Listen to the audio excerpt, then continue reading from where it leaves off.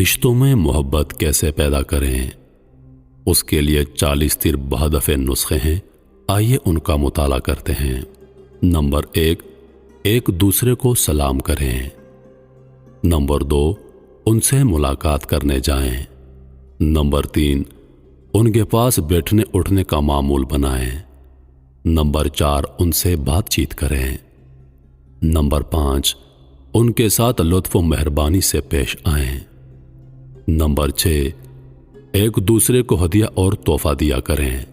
Number 7، اگر وہ دعوت دیں تو قبول کریں۔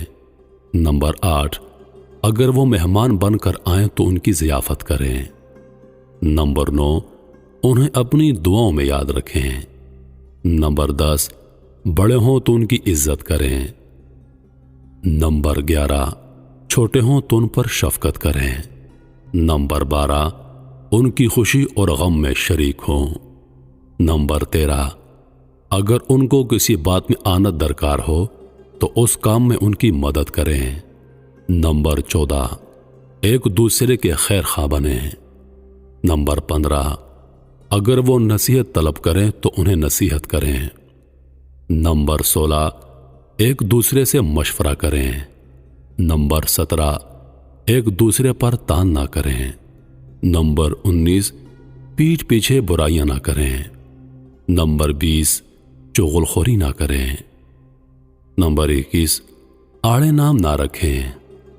نمبر 22، عیب نہ نکالیں۔ نمبر 23، ایک دوسرے کی تکلیفوں کو دور کریں۔ نمبر 24، ایک دوسرے پر رحم کھائیں۔ نمبر 25، دوسروں کو تکلیف دے کر مزے نہ اٹھائیں۔ نمبر 26، ناجائز مسابقت نہ کریں۔ مسابقت کر کے کسی کو گرانا بری عادت ہے، اس سے ناشکری یا تحقیر کے جذبات پیدا ہوتے ہیں۔ نمبر 27، نیکیوں میں سبقت اور تنافس جائز ہے، جبکہ اس کی آڑ میں تکبر، ریاکاری اور تحقیر کار فرما نہ ہوں۔ نمبر 28، طمع، لالچ اور حرص سے بچیں۔ نمبر 29، ایثار و قربانی کا جذبہ رکھیں۔ نمبر 30، اپنے سے زیادہ سامنے والے کا خیال رکھیں۔ نمبر 31، مذاق میں بھی کسی کو تکلیف نہ دیں۔ نمبر 32، نفع بخش بننے کی کوشش کریں۔ نمبر 33، احترام سے بات کریں، بات کرتے وقت سخت لہجے سے بچیں۔ نمبر 24، غائبانہ اچھا ذکر کریں۔ نمبر 35، غصے کو قابو میں رکھیں۔ نمبر 36، انتقام لینے کی عادت سے بچیں۔ نمبر 37، کسی کو حقیر نہ سمجھیں۔ نمبر 38، اللہ کے بعد ایک دوسرے کا بھی شکریہ ادا کریں۔ نمبر 39، اگر بیمار ہوں تو عیادت کو جائیں۔